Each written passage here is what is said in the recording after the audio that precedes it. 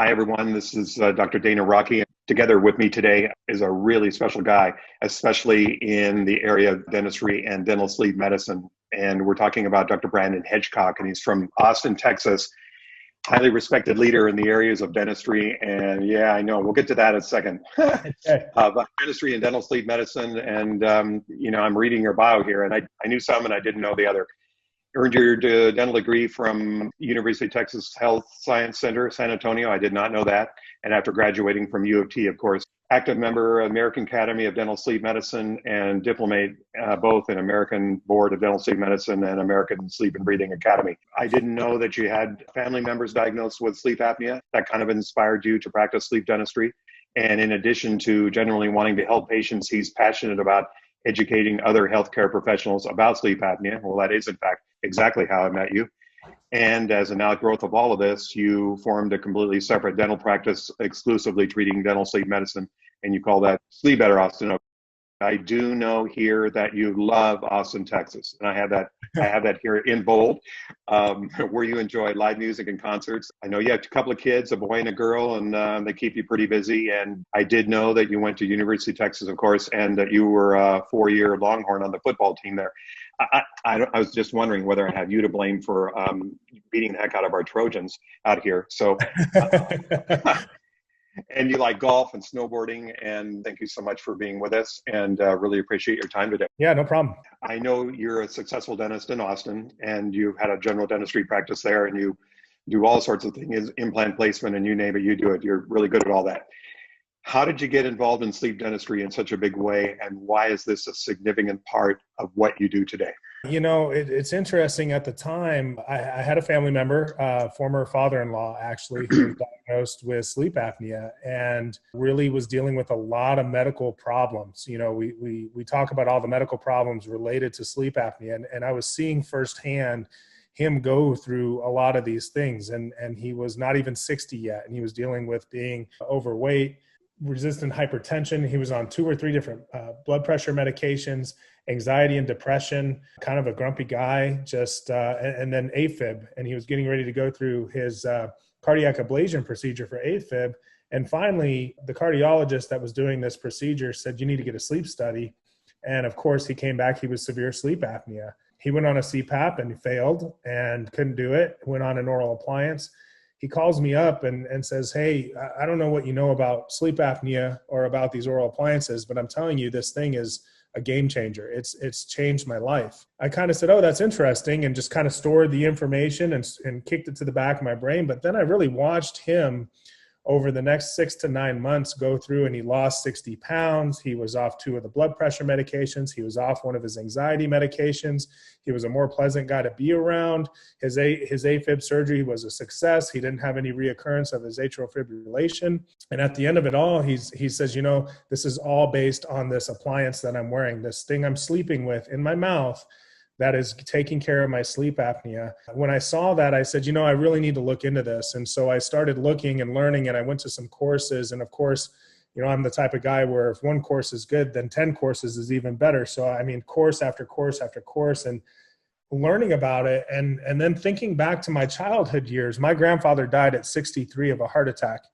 And granted, he had other medical problems and was a smoker and those types of things too. But I remember as a child watching my grandpa fall asleep after dinner, not even make it to bedtime. He'd fall asleep in the recliner on the couch. He'd snore. It was loud. He'd stop breathing. We'd laugh. He had undiagnosed sleep apnea. I know he did. And he died at 63 and wasn't around to see, my children be born and that kind of stuff. And so when you start to see the impact that this has on people's lives, and not that dentistry doesn't have an impact on people's lives, but just this really, truly overall wellness component of the impact it can have on patients' lives, it really just motivated me to really make this a big part of what I do. And that's what really kind of pushed me towards that.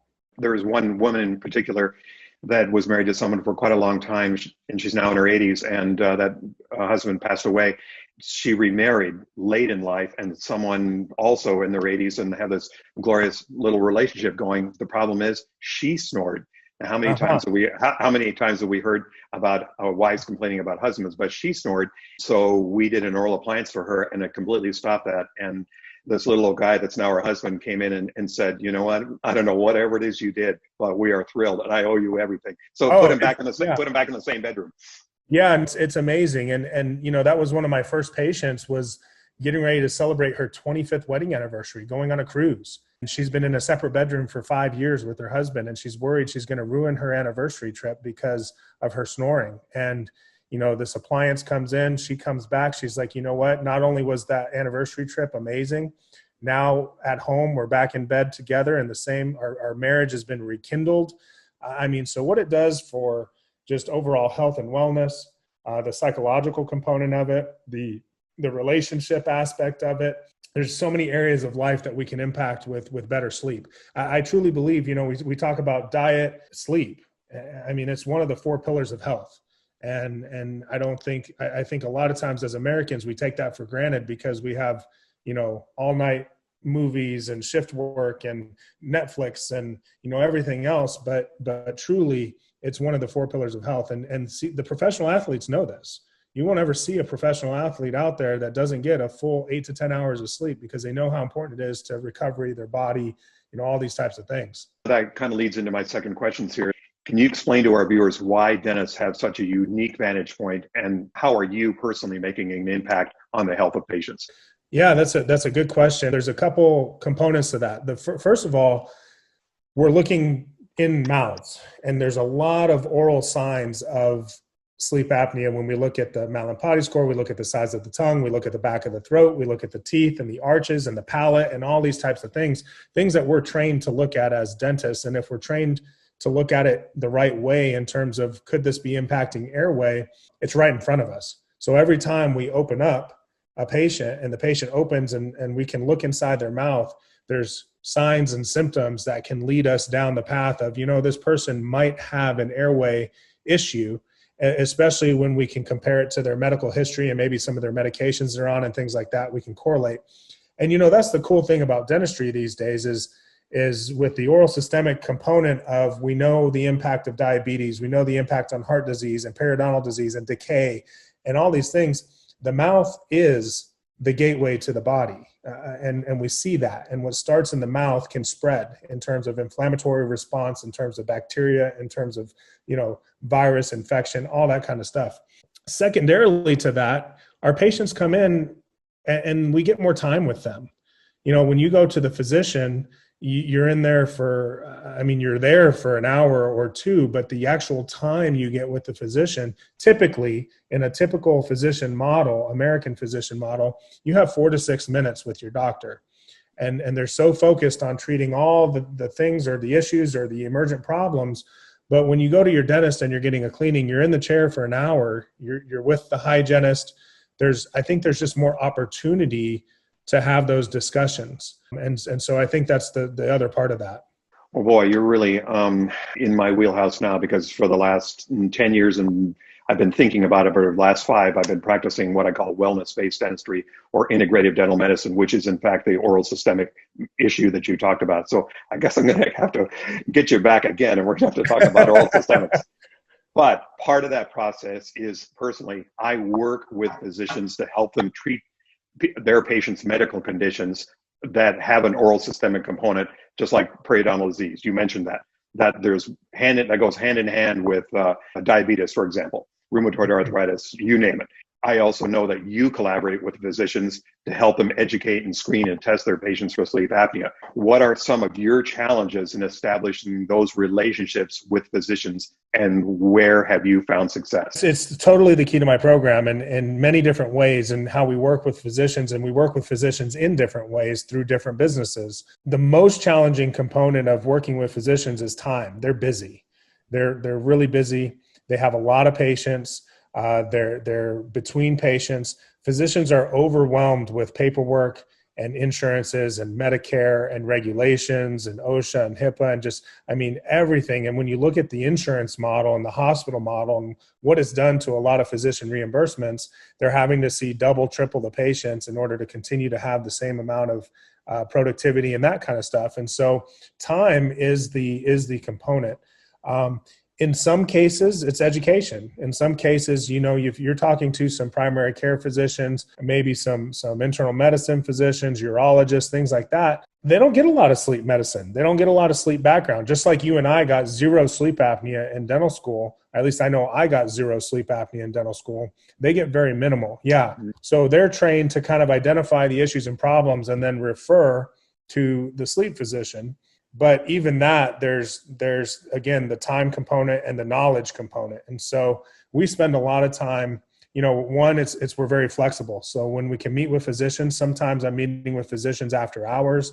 Sometimes we're squeezing in 5 minutes during lunch. Sometimes it's before. I've got this one cardiologist. He'll meet with me every time we want to meet, but he'll only do it at 6:30 in the morning before he starts his day. So I'll meet him at his office at 6:30 in the morning so that we can talk about his patients, that we can talk about, how we can do better, how we can help him. So I think that's really kind of where we come from, is you got to be flexible with these physicians. You got to be ready to help educate them in a way that's friendly, amicable way. I mean, we don't want to come across as telling them what to do or those types of things, but we have a service that we provide and we can help their patients, and together we can help their patients be healthier. And if we come at it from that perspective of, hey, our common ground is that we are in this to help patients be healthier, then I think you're gonna get along and be able to work well with them. In my integrative work or my oral systemic work, I found that the biggest piece that's missing is the educational piece. Patients just aren't getting the information they need about sleep apnea and how it relates to their medical problems. They're just not getting that sleep apnea education and how it relates directly to their medical issues that they're going on. So do you find this to be true? And what is your team doing to educate patients? Yeah, absolutely. It's true. Patients don't always get what they need. And even when they do get to the place where they need to go, a lot of times they don't get a full understanding. Again, things are so rushed. It's very quickly, you have sleep apnea, you need a CPAP, or you have sleep apnea, do this. There's not a lot of that in between. And so we spend a lot of time with patients. My staff is over the top trained in kind of linking the disease process with the results from the data from the test, okay? And so if we can kind of explain to a patient, every time you stop breathing, you run out of oxygen. And every time you run out of oxygen, your heart starts beating harder and faster. Your heart's trying to get more blood, more oxygen to the body, the brain, it needs it. And every time that happens, your heart's beating harder and faster. Your chest is moving up and down. Your chest is moving up and down.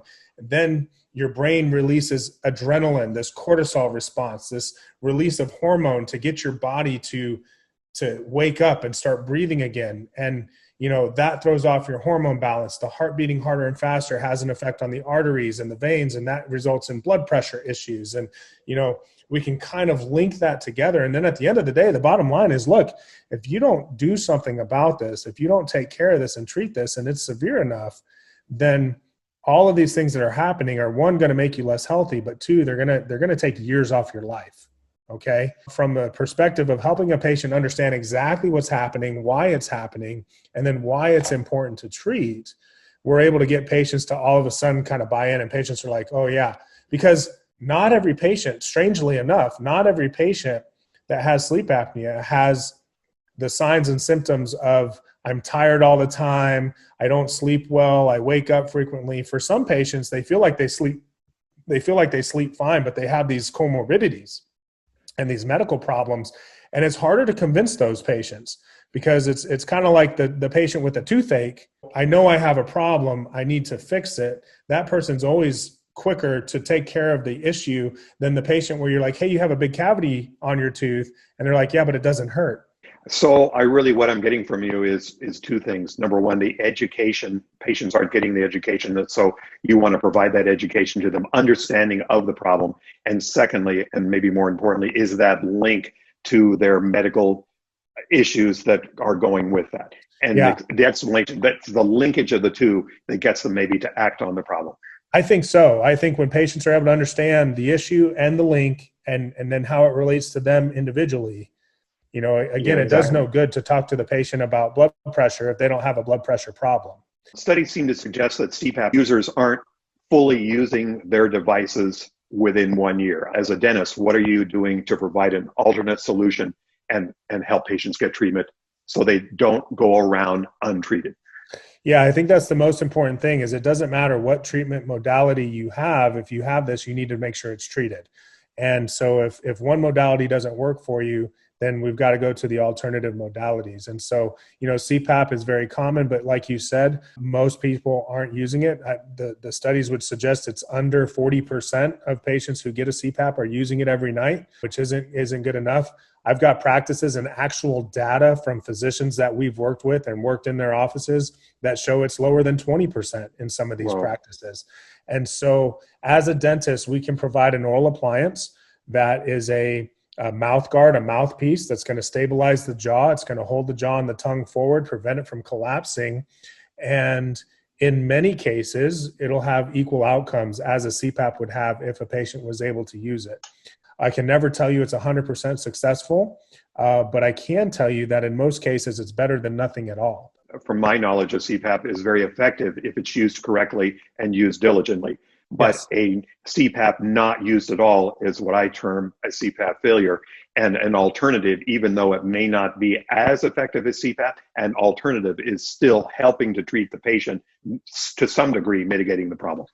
Absolutely. And I think when we look at statistics and some of the latest research, we know now that, if our oral appliance takes us from a severe category down into a mild category, even though we still have mild sleep apnea, we know that our risk for premature death, our risk for heart disease, our risk for heart attack, our risk for all that gets exponentially decreased. We're doing our patients a service, even if we're not all the way. And then I think, again, going back to that education piece, it's just being an advocate for patients. So we can make the oral appliance and we can dish out oral appliances all day long and help a lot of people. But we also know that oral appliances aren't going to work on everybody either. But instead of having patients just floating around out there, not sure what's next, we can really be an advocate for those patients and we can help get them to, maybe it's an ENT and we need to combine some nasal surgery or some sinus surgery. Maybe we need to look at an Inspire technique, maybe one of these surgical protocols, or maybe we need to look at some maxillomandibular advancement issues, or maybe we have a CPAP that could work with the oral appliance and we can do some combination therapy. But I think what happens in a lot of cases with these patients, especially with CPAP, it's like, oh, CPAP didn't work, sorry. And then they're just left alone to try and navigate it all. And really, I think what we focus on is oral appliance or no oral appliance, our job is to get you what you need. I think that's what the gentleman, the endocrinologist down below me, the second floor, was talking about, that he sends them off. They may or may not get diagnosed. They may or may not get treated with CPAP or whatever. At some point, they come back and they're back to square one. And he's frustrated by they're not getting help, which means their diabetes isn't getting help. Their blood pressure isn't getting help. And so we've gone this vicious circle and we've ended up back in the same spot. We know that the immune system is how you're going to fight coronavirus, and we have seen that those patients that are already medically compromised, in other words, they have a deficient immune system or an immune system that's not working great, those are the ones that have been susceptible to trouble. Okay, we found that out. Wouldn't it follow that treating sleep apnea goes a long way to strengthening a patient's immune system and helping them be healthier in general? Yeah, no, I'm 100% in agreement with you. And I think even, from a dentistry standpoint, we know this is why dentistry should never have been closed down. I mean, we know the inflammatory response that the body has if you're not getting your routine dental care. And so we can sit there and say whatever we want to say. And look, I'm not here to get political or anything like that, but facts, statistics, we know if you are sleep deprived or have sleep apnea that is untreated, you are 3 times more likely to catch a virus, whether that's a common cold, whether that's a flu virus, or whether that's coronavirus. You are 3 times more likely to catch that virus if you are sleep deprived. We know that your antibodies don't form. You don't respond to vaccines as well. So let's even go past this and say we have a vaccine someday for coronavirus. Whether or not your body will respond well to that vaccine also depends on your immune system, which is affected by sleep deprivation or improper sleep or sleep apnea. There was a study that just came out, I think this was a couple months ago, based on COVID-19. They were looking at deaths, COVID-19 complications, and specifically deaths, specifically in patients with diabetes. So 1, we know that your diabetes is less controlled if you're not treating your sleep apnea. But 2, what they found was that if you had diabetes and sleep apnea, untreated sleep apnea, it tripled your chance of dying within 7 days of getting into the hospital with COVID-19. So there was a specific link there to diabetes and obstructive sleep apnea. So, the immune function, and we know this, when you're sleep deprived, you're going days and days without sleeping well, not eating well, diet, all that kind of stuff. You're run down. And when you're run down, you're more susceptible to these things. And so I think, our message in every article I've read, and I've read a lot of articles on COVID-19, is eat right, get some exercise, take your vitamins, get some sunshine, and get some sleep. Get good sleep. I mean, those are what your immune system needs to fend this off. That's terrific. That's exactly what we preach in our wellness-based practice, that we want to eat right. You want to manage stress. You want to get some movement, some exercise. You want to get proper hydration. And now we're including, in a big way, we're including sleep apnea. So perfect. What do you say to those people who believe that snoring is just an inconvenience and it couldn't possibly be an indicator of a medical problem? Yeah, I say it could be. It could be just an inconvenience, but we don't know if we don't test it. It's really important to understand that not every snorer has sleep apnea. 40% of snorers probably have no problems at all. They have no upper airway resistance, no sleep apnea. It is just an inconvenience. But that means 60% of snorers have something underlying. And wouldn't you want to know, if you had a sign that there could be a problem, wouldn't you want to know? It's kind of like that mole on your skin that may or may not be cancerous or precancerous. It's just a mole, and it could be getting bigger. The color could be a little off. But if you don't test it, if you don't biopsy it, you don't know. And if you don't know, then by the time you do know, it might be too late. It doesn't hurt if you snore and it's an inconvenience. First of all, quit being inconvenient to your bed partner. Okay, so there's that part of it. But second of all, get a test. It's easy to do. It's affordable. With home testing these days, it can be done easily, quickly, cheaply. Get a test, rule it out. And if it turns out that you have something, then we can help you be healthier, and we can take care of it before it turns into, we can be more preventative. But if it's not a problem and you don't want to treat it, then at least we've done the research and we know it's not a problem. Last question, and I get this a lot of times too, going back to CPAP. I have so many people, when I mention sleep apnea, and they may or may not in the back of their mind think they have a problem, or they're a severe snorer and whatnot. We go through why it's important to get tested. Almost the very next words out of their mouth are, well, I'm not wearing one of those machines. I'm just not doing that. I just don't want to do that. And so that they put up the wall, number one, that's an issue that we have a hard time sort of breaking through for communication purposes. But secondly, that generally means that they're done. They don't really get the part that there maybe an oral appliance would help, maybe sleeping on their side with education would help, maybe losing weight would help. That's what we kind of profess here. Again, back to those patients say, I don't want to do all that, and just immediately shut down. How do you deal with that? Yeah, I think that just goes back to that patient education component. I don't want to do all of it either. But one, you got to understand there's other options, because the CPAP comes up almost always right away. I'm not wearing one of those machines, so I don't even want to do it. So we got to make sure you understand that there's other options. So first of all, there's other options. Second of all, I know it seems like a minor inconvenience, but if there is something here and we can take care of it now, and we can add years to your life, if we can add 8 to 10 quality years of your life, think about what you might be missing out on. And for some people, maybe they don't have anybody, maybe they don't care. But I know when I'm talking to if I'm talking about myself, or if I'm talking about my parents, and that may be the difference between seeing their grandchild graduate from college or not, and being able to enjoy it and celebrate it or not. That's a big deal. And so I think it's important that patients understand that this is not just about being inconvenient and noise. It's about making sure you're healthy and you're able to live a long, healthy, fulfilling life. And I think most patients want that. And if you can kind of help them buy into that, then they're going to be more willing to move forward. So you and your staff are basically being real, being honest, building that relationship, building that trust, giving that educational piece, showing them that you really care for them on a level other than just working on a cavity. And that's what you do. Absolutely. And I tell every patient, look, I may or may not be able to help you with this, but you're my patient. I care about you. I care about your health. And regardless, if I can help you, that's great. I want to help you. But if I can't help you, at least I can help identify and get you somewhere that can help you. Fabulous. I really appreciate you taking the time out of your busy schedule to talk to me today and kind of share your wisdom and your passion regarding sleep apnea. Any last word or two in closing? No last words. I appreciate you in doing this. I appreciate what you do out there in California with the wellness and the integrative medicine and integrative dentistry. I think it's amazing what you do. And seeing you grow and take on more and incorporate sleep more into what you're doing, I think is right on. And I want to applaud you for that. And in terms of, patients and doctors, this is real. We're not stuck 20 years ago. The research is there now. So we know the impact it has. It's so important. Applaud you for bringing that to the forefront and helping to educate as many people as you can. Well, thank you so much. Just know that you've been a huge inspiration on my career out here and what we do. And I know it's others too. So thanks again so much. And looking forward to seeing you someday in person again. Absolutely. Take care, Dana. We'll see you soon.